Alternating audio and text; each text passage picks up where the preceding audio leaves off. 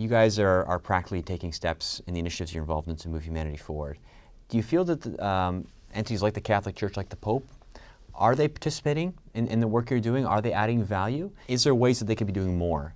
The reason why I came originally to Rome a year and a half ago or so was to speak at the Vatican about how we could maybe use the churches in a different way, especially those who are losing followers and who are in remote last mile situations where it's hard for the Catholic Church itself to sort of bring its oomph.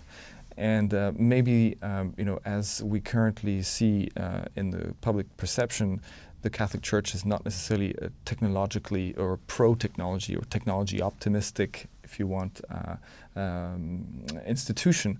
However, people forget that technology and science originally was very much financed by the Catholic Church. And until the Renaissance, and maybe you could say until the Enlightenment even, the Catholic Church was a great participant in technological and scientific innovation.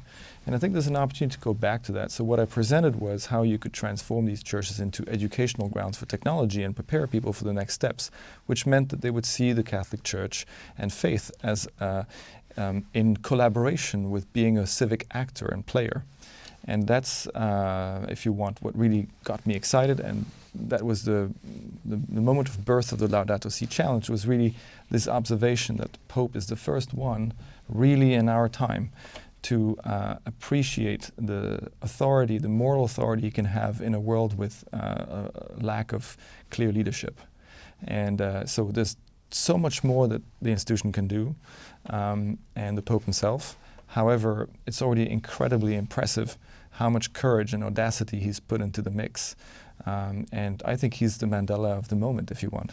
I agree completely. And the one thing that I was going to say, it corresponds, which is that churches have always been a convening point for people to find connection, to find each other, to find a better version of the reality that they're seeing and put things into perspective. So I wouldn't say that I'm a religious person, but I'm a spiritual one. And I think having a sense of when things are going wrong around you, that you can look for something that might might bring more clarity to it, that might make you feel better, that might connect you to other people. I don't care whether it's the Catholic Church, whether it's a mosque, it doesn't matter. It's people finding purpose together and finding the better version of themselves together. And that I have a huge respect for. So as a convening power, I think the church has an immense amount of soft power to be able to influence people's lives for the better.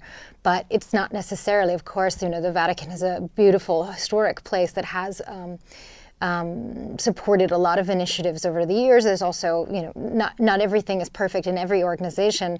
But I would say in terms of what it can show us for making ideals and striving towards those kinds of ideals, I think that's what, as humanity, we need to not forget. There's this expression, go slow to go fast.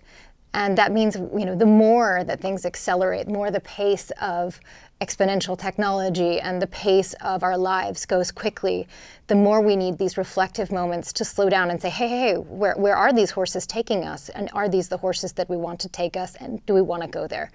And so just, going slow for that moment to say to have the introspection as a human species to look at what we're doing. I think places like spirituality is where we find that. There's an African saying you've probably heard, which is if you want to go quick, then go alone. If you want to go far, go together. And I think this is, the value-based kind of assumption of leadership that the Roman Catholic Church can infuse in people, really addresses more that second part.